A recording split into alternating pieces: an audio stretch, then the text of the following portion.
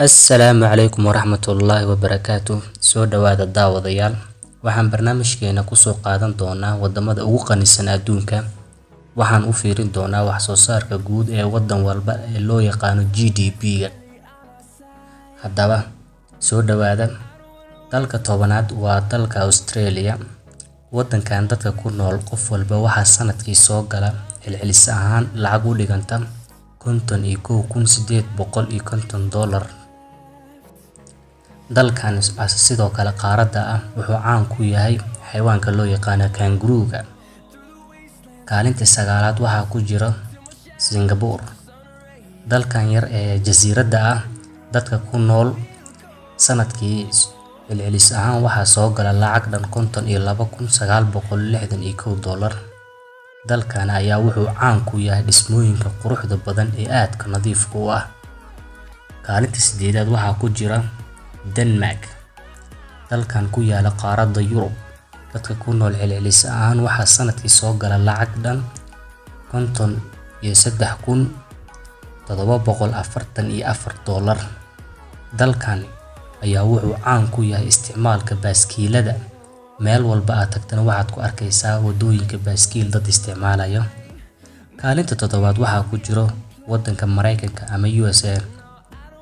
Dalkan Mareykanka oo ah dalka ugu dhaqaalaha badan dunida marka loo fiiriyo wax soo saarka guud, balse tirada dadka ku nool oo aad u badan, waxaa qof walba soo galo celcelis ahaan lacag dhan $57,436.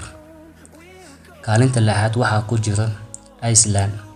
Dalkan yar ee ku yaala qaaradda Yurub, waxaa dadka ku nool qof walba celcelis ahaan soo gasha lacag dhan $59,629.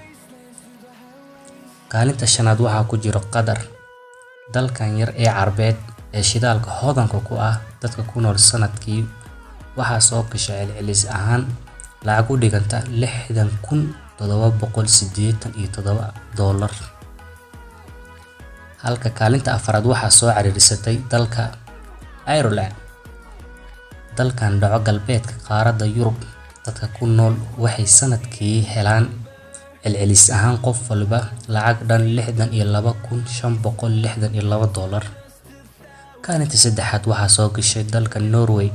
Dalkan ku yaala waqooyiga Yurub, dadka ku nool sanadkii iyagana qof walba wuxuu helaa lacag u dhiganta celcelis ahaan $70,392. Dalkaas ayaa wuxuu caan ku yahay buuraha quruxda badan leh waana mid ka mid ah wadamada ugu soo saarka badan shidaalka qaaradda Yurub. Kaalinta labaad waxaa soo ciriirsatay dalka Switzerland. Dalkani dalxiiska aad ugu wacan ee quruxda badan ee ku yaala qaaradda Yurub, dadka ku nool sanadkii waxaa celcelis ahaan soo gasha lacag u dhiganta $79,242. Kaalinta koowaad waxaa soo gashay dalka Luxembourg. Dalkani oo ah dal aad u yar oo haddana xiran oo aan lahayn wax badan, ayaa nasiib wanaag dadka ku nool waxaa sanadkii soo gasha celcelis ahaan qof waliba $103,199.